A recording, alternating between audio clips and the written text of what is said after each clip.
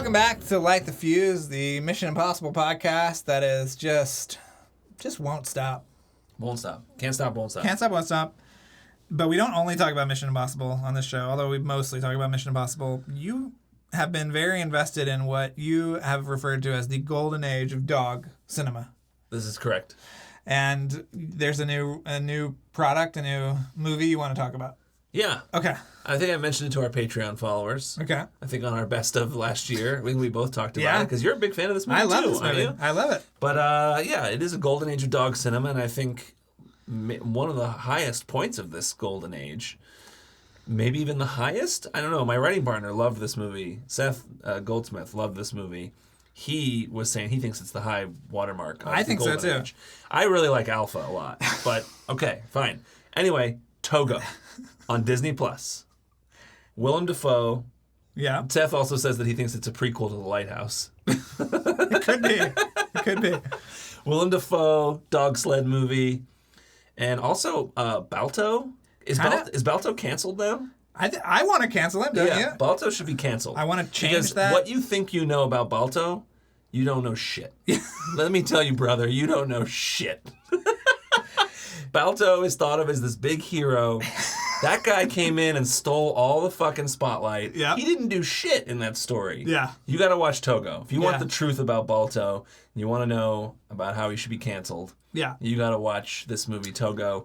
You're going to find the true story of what that whole thing was, and Balto didn't save shit. It was all Togo. He did all the work. He did all the work. It's just really eye-opening. When I was watching the movie, because I saw something about it that said, oh, the true story of blah, blah, blah. And like, it sounds like people who are in the dog sled world know the truth. Oh, they do? Because like the award for best dog sled or whatever for years and years has been Togo, not Balto. Okay. So it's just like regular people out there who've been spreading the false gospel about fucking Balto and this bullshit. I wonder what Kevin Bacon thinks about this. Was he the voice of Balto in the animated movie? You know, I've never seen it. It's not great. I feel like I should be ashamed, though, as a dog cinema fan. I think that next time we're both in New York, we go to Central Park, we piss on the Balto statue. What do you think? Why did they give him one in New York? I don't know. This was in Alaska. It's in Alaska. You got to watch Togo. That's Disney Plus. You got Disney Plus. You probably do, or your friend does. Borrow a password. Watch Togo. It's great. Isn't it a great movie? It's wonderful. And it makes me sad that they didn't put it in theaters. Yeah. You know, everybody's complaining about Star Wars, and meanwhile, at the same time, Togo came out. Nobody's talking about it. Nobody's talking about it, and they should be, because it's great. Yeah, I saw it, and it's actually really. I'm in all seriousness. It's like actually, if you like dogs, you like. Did you cry? You like Willem Dafoe? Did you cry? Are you kidding me? Yeah. I did see it in the theater because I was covering it for the press day, and I walked out looking so distraught that publicists were hugging me, trying to console me. It destroyed me. But it's not nothing like, bad happens. It's not like the dog gets like brutally murdered or anything bad like that. It's just if you are a dog person or an animal person or whatever, it's just a meaningful relationship between Willem Dafoe and this dog. It's a beautiful story, and I'm jealous you got to watch it with your dog. See, that's the upside. Yes, I watched it at home with Rusty, and he loved it. I could not get home quick enough to my dog. So have you watched it with Nova? Not yet. I can't. I'm honestly been so traumatized that I don't know if I can watch it again. Wow. Yeah. But we got to watch it. Katie's got to see it. So we should get a bunch of dogs together to watch it with us. We should. I want to see their reactions. Dog screening. We should. Nova went to a dog screening of Lion King for some reason. Yeah, you went. Yeah. Where was that? What theater did that? That? It was on the lot. It was outside. Just at Disney. At the Disney lot? They had people, they invited people to bring their dogs. They invited people to bring their dogs. There was like an elephant graveyard that was just a bunch of bones for them. Oh. So Nova loved that. And yeah, it was great. She had a great time. It was really fun. How do I get an invite to this? Why didn't they do a Togo outdoor screening? They should have in like the cold. Yeah. Yeah. That's great. Yeah. It was a lot of dog influencers. I think Nova was the only like norm core dog there. There were a lot of dogs that have, accounts and they dress up and things like that. But oh wow, so it was like celebrity dogs. It was celebrity dogs, but Nova was representing the working class. But yeah, we should do a dog screening of Mission Impossible. What? Yes. 3. The only one with a dog. Yeah. What happened to Ethan Hunt's dog? I don't know. I swear he must. I bet that dog's still alive. I hope so. He's healthy. Ethan keeps that dog healthy. He's got to come back for some of the other ones. If he was, let's say he was 2, Let's hope he was 2 in He 2006. didn't. I didn't see any gray hairs or anything. So he would be now 16 years old. Pretty old for a golden retriever. I think he's moved on. I think maybe we have to accept he's gone to a farm the golden upstate. retriever is dead, and Ethan now has a rescue dog. Yeah. Hopefully some kind of mix. Yeah. Scruffy looking It'll last. thing. The dog will live longer, probably. Yeah. Yeah. I mean, I think that Ethan is he's out of the house too much for a dog. He's on his own again. He's a bachelor. That's true. He was settled in at home. With a wife. Yeah. He had a routine. Mm-hmm. He worked at the DMV or whatever.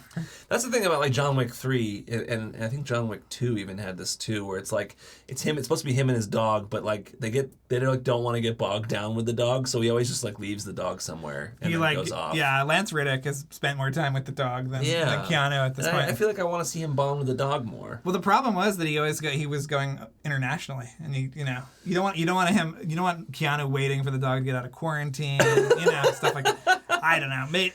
I don't know. I'm sure that a ship or something instead. Yeah, I'm sure the Secret Assassin Guild has some way of getting the dog around. Yeah, those dogs that Halle Berry had were awesome. They were amazing. They did all that stuff for real. Yeah, love that. This is making me want to light the wick, but we gotta. Hey, you know what? Our Patreon followers. We will get into Light the Wick. We will. So if you follow our Patreon, we will start talking about John Wick. We're hoping to get some interviews for John Wick at some point. But at the very least, we will do some episodes where we just talk about John Wick, each of the movies, and then we will hopefully get some people. It would be great. We've been working on that, but not as hard as we've been working on other guests. Yes. We've got some big names coming on the show for Light the Fuse. We do. That you'll be very excited about. I hope so. I think they'll be excited.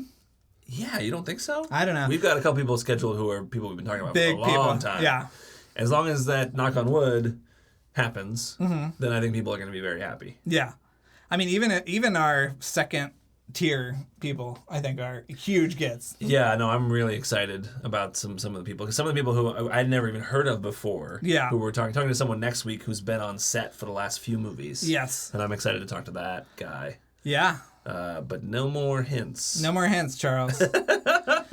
Should we... Instead, we're just going to jump right in, I think. Jump back into the post-production. Post-production. Mission Impossible Ghost Protocol. We've made it this far, Yes. Listen to the other ones to get up to speed on pre-production, shooting, deleted scenes, and now we're getting into post-pro.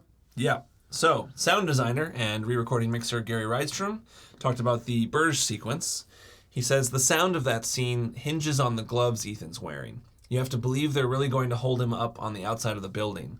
The key we found that made it natural and believable was these thumps from an MRI machine. They make this magnetic thump, which gave it an electronic sound, a sense of power.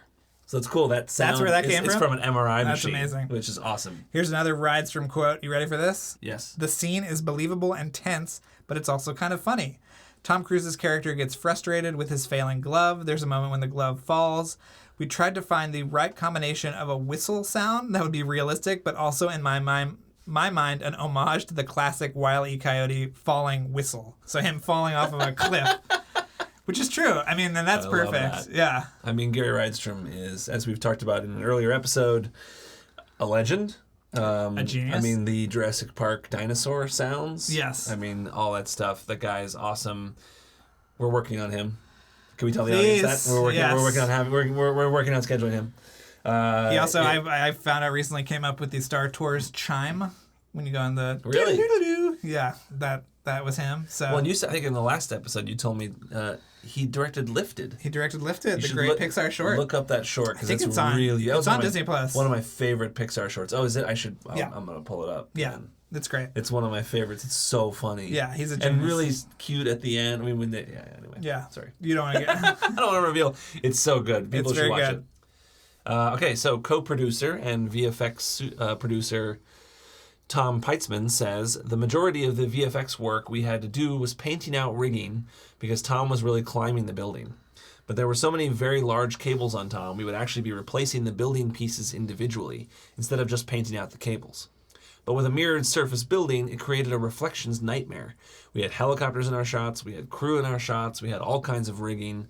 There were many times where we would see 6 reflections of Tom. So if he has 4 cables on him, we have 24 cables we have to remove. And that's something that I think Todd Vaziri was talking about as well. If you listen to our episode where we interviewed Todd Vaziri, I think he was doing some of that work too. What a nightmare. Peitzman talks about Ethan's fall along the side of the Burj. That was done on the building, 154 stories up. I remember Cruise wanting to do it countless times because he thought the timing wasn't right. I've got a lump in my throat the whole time he's doing it. Digitally, we put in the CG beam and the glass and remove the rigging, but that's Tom doing it. He's literally falling 2.5 stories. I mean... That's crazy. No. Would you do that? Would you put anybody in that when I was danger? watching that Blu-ray last night, there's the behind-the-scenes footage, and they show the part where they drop him, and that you can see he is on the side of the building when he drops. I would have shit my pants. He might have. Well, we'll never know. I guess we could ask him someday. I'm sure he did not, because he was probably like, let's do it again! Yeah. He was super excited about it, I'm sure. From the production notes, VFX supervisor John Knoll shot background plates of Red Square in Moscow and the Kremlin. Knoll says, we planned out the geography of where everybody is and when, and then shot these high-resolution panoramas and running shots of the square. I think the last thing they shot of principal photography was they made a big blue screen and recreated the bricks and had Tom Cruise run. And so these plates that they did in actual Moscow were combined with those in post-production to create that whole effect. So cool. Yeah. They recorded the music in Los Angeles. Tim Simonek is the orchestrator who has worked with Giacchino since 1996. Simonek says, what orchestration entails is taking the composer's original ideas and fleshing it out for the entire orchestra. Michael writes some amazing themes, and I just embellish. It's like cake. I frost and bake it, but the ingredients are all there. One way orchestrators mess up is by thinking that it isn't enough and start adding things. I know Michael's sense of drama and when we can go for it. And it's a great score. Yeah, Michael Giacchino says, I like it better when the director is with me. It's more nerve-wracking when they're not here. A quote from Brad Bird, music isn't something that is the story specifically, but it is the story, very much in an emotional sense. The thing that's scary about it is that it's out of your hands and it's vital to the film. If it's not good, it can sink a film. My favorite composers are people who understand film like this man. We gotta talk to Giacchino. I know. He said this summer on Twitter. All right. Everybody saw. All right. It's out there. I hope it's out there. And people were liking that, and they're like excited. Come on, We gotta Giacchino, get come Giacchino. on. Yeah, we love him. A quote from Tom Cruise, the score is so important because it's supporting the story and characters and draws you into the environments. I think the score has real wit and charm, and to see these incredible artists come together and be there while they do it, to see it live, it's really a special moment. I have actually seen Giacchino record. And I hate you. And it is amazing. What was it for? It was for Zootopia. Oh, I think you've told me about that. Yeah, before, so I got to sit in the room with him conducting, and it was pretty amazing. There were a lot of really cool people in the room. Were you there when were they coming up with pun titles for the tracks? Yes, I did. And for anybody who doesn't know, Michael Giacchino, all of his scores, every track title is some kind of bad pun. And there's always a worst something, right? Like worst wedding party, worst whatever. Yeah, there is a guy on his team that is coming out and going, how about Did he hire somebody to sit in the corner and come up with puns? No, I think it's like his assistant or something. But I remember the scene that I was watching them score from Zootopia, which is a really cool dramatic scene where the jaguar goes crazy or goes primal. Yes. And they're in the rainforest, and it was just a really cool thing to get to see that. So I still hate you. why don't you hire him for your next movie? Sorry. Oh, Kevin. yeah, I'm sure he'll do that. Oh, yeah, Kevin would love that. Yeah. Kevin Blumenfeld, who does the music for our show. Yes. We haven't been able to use his plot theme the last couple weeks because we haven't been doing interviews. And we've just been hiding out from the law because that is a complete rip-off of the plot. Yeah. Yeah. I should probably check in with Kevin. I hope he's not in prison. Yeah, he might be in prison. We'll check after this. Okay, where are we here? Giacchino says, when we take these jobs, you're not hired to be a cog in the wheel, you're invited to play. That's how I feel when I work with JJ, when I work with Brad. I always feel like I was invited to participate in this really amazing thing that takes hundreds of people to put together. When you think of it that way, you don't get so focused on what you're doing. You're constantly keeping your eye on the overall picture. If you get too narrow-minded about what you're doing, ultimately you're not helping the film. Amazing. At one point during recording, crews got to conduct the theme music. And I don't know if this is the actual theme or if it was one of the location-based themes. It was in one of the behind-the-scenes things. You saw that, right? Yeah. Yeah. I mean, Giacchino's music is incredible for this. We've talked about it a number of times. Yeah. We love each theme. We love... And how he adapts the theme to different countries. Yeah. So it's like each country has its own musical identity. It's just awesome. We need another 2-disc set of his music from this movie, or I think we've heard that will be the next Mondo vinyl. I thought 2 would be next. Maybe 2 is next. I think 2 is next. And then 4. Is 4 after that? Yeah. Oh, that's right. He told us that in our interview with him. Yeah. If you listen to our interview with Mo Shafiq of Mondo, he said they're going to go... I thought he was going to go 2, 5, 3, 4. Is Ghost Protocol going to be last? Don't do us. Don't do that Don't to us. do that to us, Mo. Could not wait. But yeah, I wonder if they'll have expanded tracks and stuff for the vinyl. I can't wait for those vinyl releases. I know. They're so good. Also of note, Dermot Mulrooney from About Schmidt and My Best Friend's Wedding plays cello on the film's soundtrack. He also did it for MI3. I believe he plays often for Giacchino. That is really interesting. Yeah. I remember reading this too. Yeah, he's an actor. You'll know his face and you've seen these movies, I'm sure. I'm surprised you didn't say Zodiac in these notes. And of course, he's in Zodiac. Yeah, he's great in Zodiac as well. Yeah. What do you want to do? Should we stop here or should we keep going? No, let's keep going. All right, Let's get into the promotion. Okay, I got my eye on the clock though, so just know that. Okay. Variety reports on October 6, 2011, that for the first time ever in the U.S., IMAX will get first crack at a major studio tentpole before any other exhibitor. Mission Impossible Ghost Protocol will go to 200 IMAX theaters on December 15th, 5 days before its nationwide release date. It's a natural fit for this release plan, since around 30 minutes of the film was shot with IMAX cameras. Love that. So, October 19th, 2011, Variety says that Coca-Cola is going to do a massive Coke Zero campaign to back Ghost Protocol. I don't remember this at all. No, me neither. Did you find photos of this? No. The Mission Impossible logo will be plastered on more than 100 million items of Coke Zero packaging. Previous years, Coke did major campaigns for Quantum of Solace, Avatar, and Tron Legacy. I don't remember any of these. Do you? No. And I feel like I am someone who loves a good promotional time. Yeah.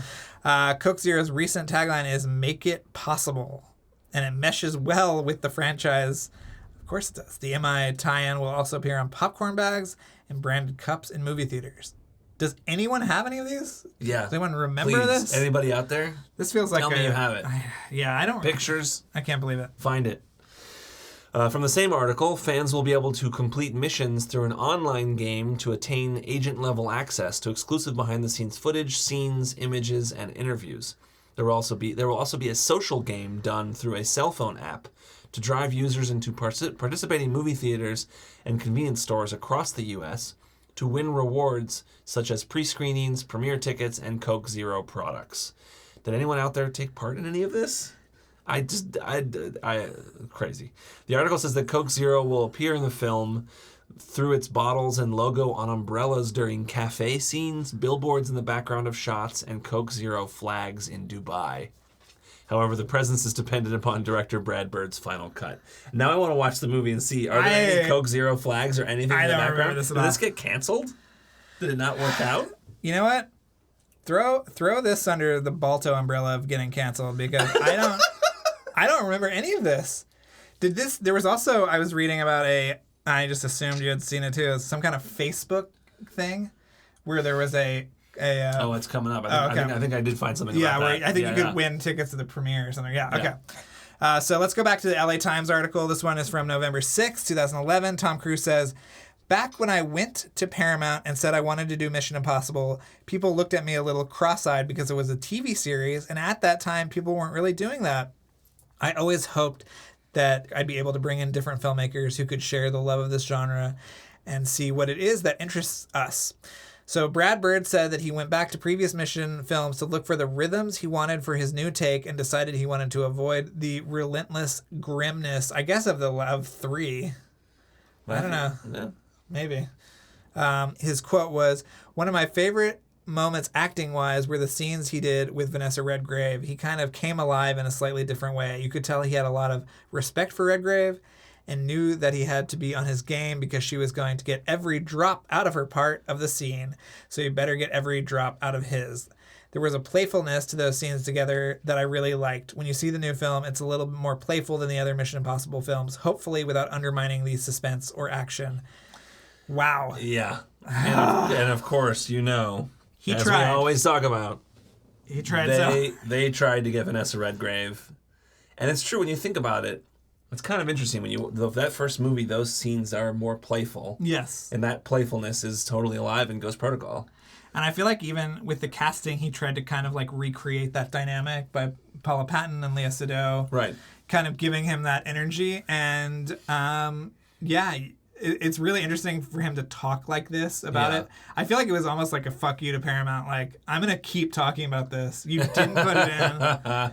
Yeah. So, and then now, of course, in Fallout, we've got Vanessa Kirby channeling Vanessa Redgrave as her daughter. Yes, in a really everyone has wonderful that way. same playfulness, Yeah. and it's been alive in this series all this time.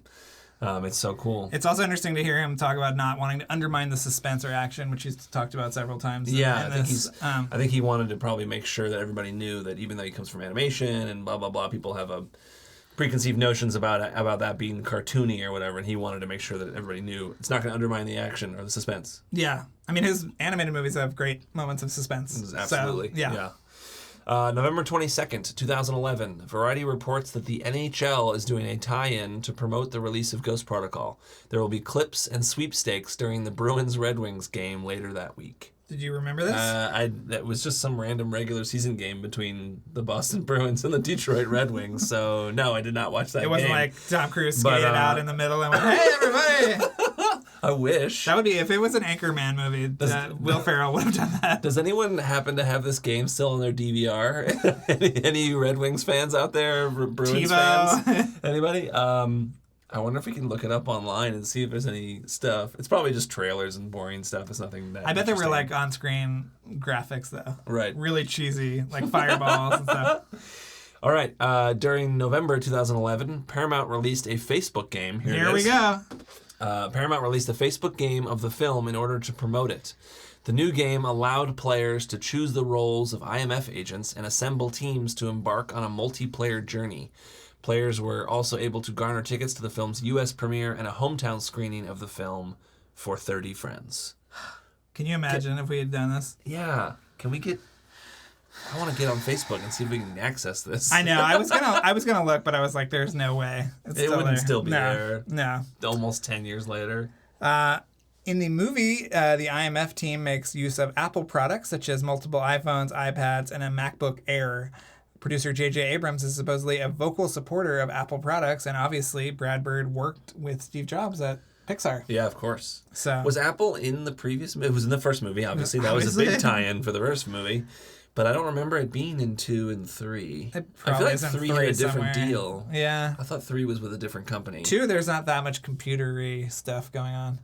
Well, there's the last, More isn't there kicking. the part where doesn't Anthony Hopkins show him a CD drive of something? He puts in a CD-ROM, whatever, like plays a video from Probably. It's probably on a laptop. Dell or something. Yeah. Yeah. Okay. Well, at some point we got to do our promotional tie-ins episode. Yeah. 'Cause we want to talk about all the different sunglasses. Of course, the BMWs.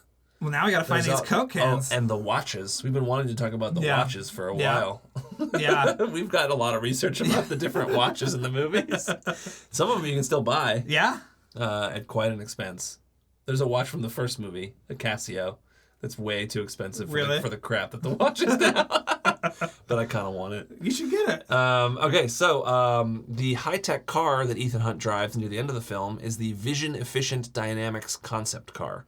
It is an actual prototype of the BMW i8 plug-in hybrid that entered production in late 2013. The concept car is powered by a 1.5-liter, 3-cylinder turbocharged gasoline engine and 2 electric motors. You know we love our BMW product placement. Which started in this movie, right? I think the BMWs, I think. Yeah. Now it's BMW all the time. All the time. In these movies. Even the bad guys have BMWs. It's kind of a weird alternate reality where everyone drives BMWs. Yeah. And I love it. It's interesting in the book, in the picture book, the shooting diary, they say, you know, this car is coming soon to a retailer near you. So Sort of. Not quite that car. But we've seen it on the road. Car. I see it every once in a while out on the road, yeah. Is that the i8? Yes. Okay. So in Dubai, Tom Cruise is wearing a pair of glasses seen briefly in the train when the team is arming up for the mission. The same glasses are worn while scaling the hotel and are in fact Oakley split jackets modified, of course. Yeah, these are not, you could not buy his goggles. Yeah. They have clear frames with a special wind gasket and elastic strap where you can get for the standard models. Unfortunately, the glasses featured in the movie are one of a kind and are not available to the public. Do you think we could modify our own and try to make them? We should try. That'd be fun. He also wears a lot of Persols in this one, too, which I love. What are Persols? What's that? Is that a company? Yeah, sunglasses. Oh. You know them. They've got the two little bars on the side. But they were Oakley in 2? They were Oakley in 2. Is Oakley throughout all the movies?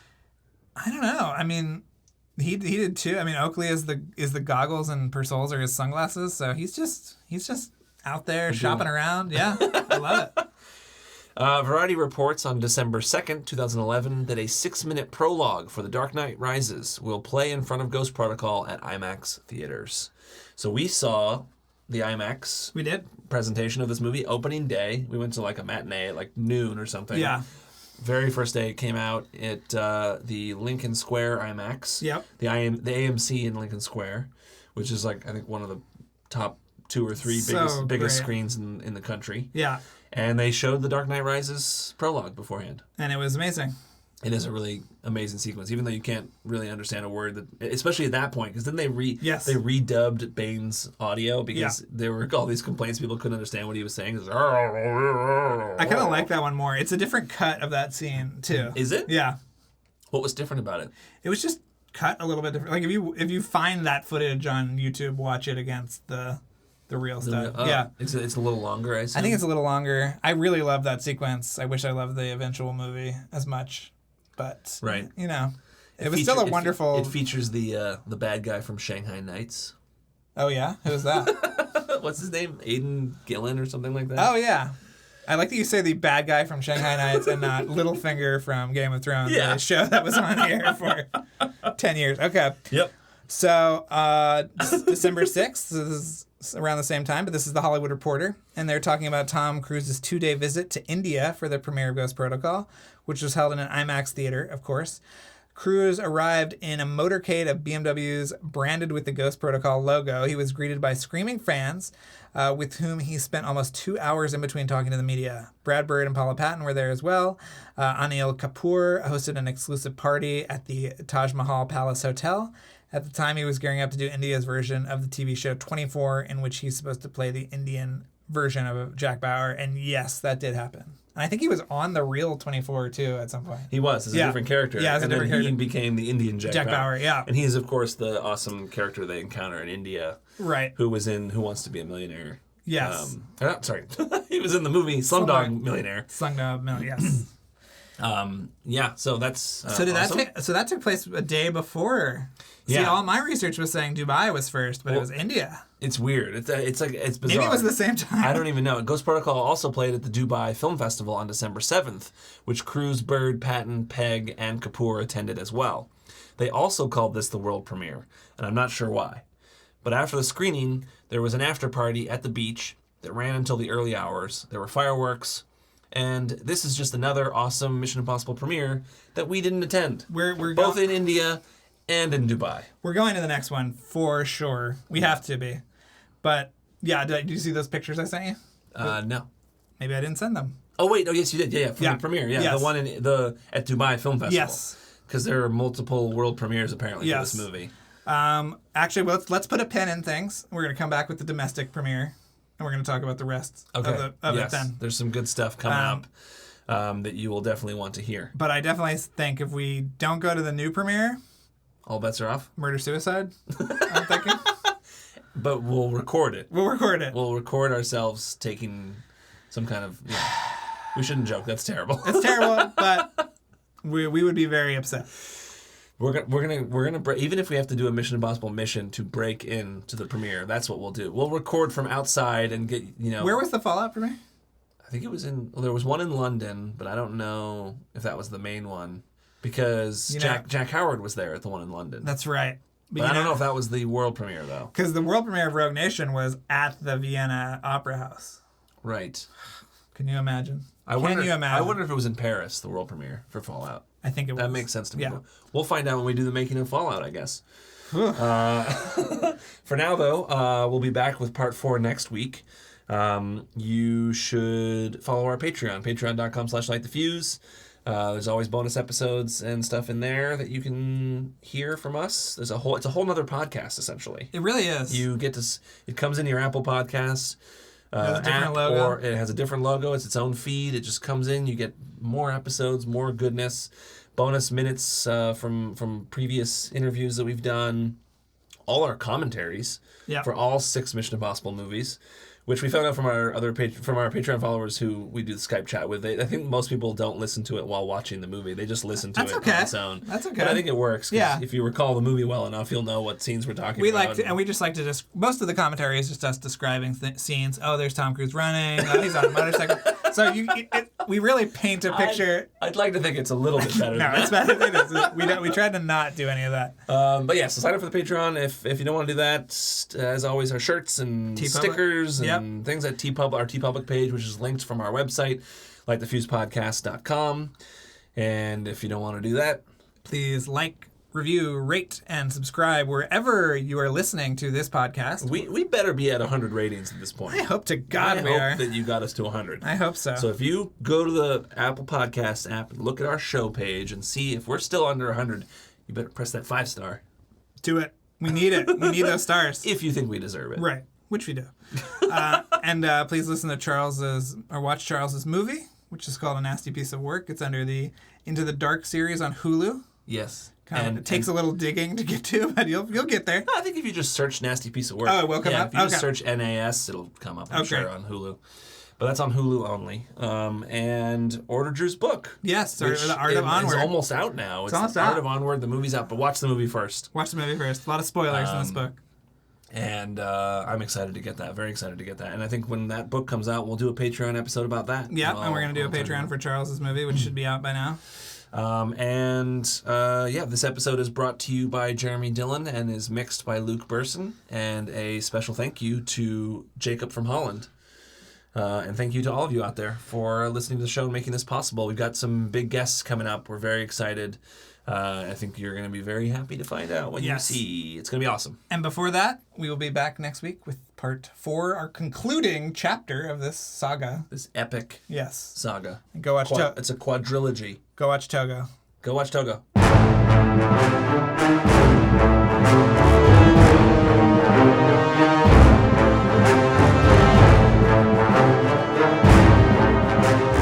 Thanks again for listening, everyone. And before we go, another mission, should you choose to accept it, please rate, review, and subscribe to the podcast on iTunes. And remember that you can follow us on Twitter and Instagram at LightTheFusePod and email us questions or comments at LightTheFusePodcasts@gmail.com. This message will self-destruct in 5 seconds.